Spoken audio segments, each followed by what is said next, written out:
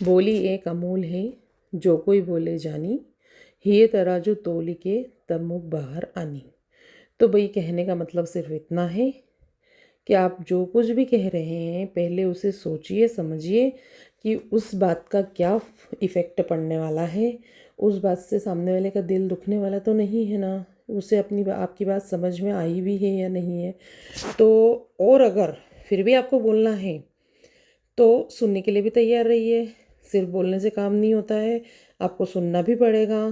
तो अगर आप सुन सकते हैं किसी के कटु वचन तो ही उसे कटु वचन बोलिए, अन्यथा क्या होता है, बोलने के पीछे बड़े बड़े युद्ध हो चुके हैं।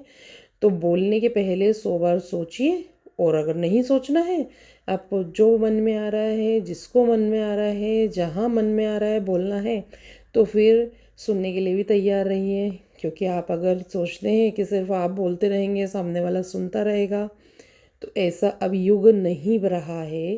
पहले के युग अलग थे, जब जिस पे चाहे जो चाहे जैसा चाहे बोल के करके अत्याचार करता था। लेकिन अब ऐसा कुछ नहीं हो सकता है। तो अगर आप किसी को अच्छा नहीं बोल सकते हैं तो आप बुरा भी मत बोलिए, और बुरा बोलना ही है अगर आपको, तो फिर आप भी अपने अंजाम के लिए तैयार रहिए।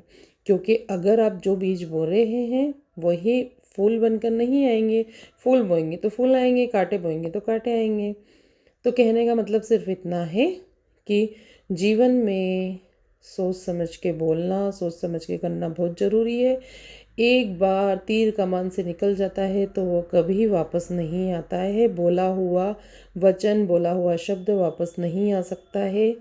आज के व्लॉग में इतना ही। Thank you.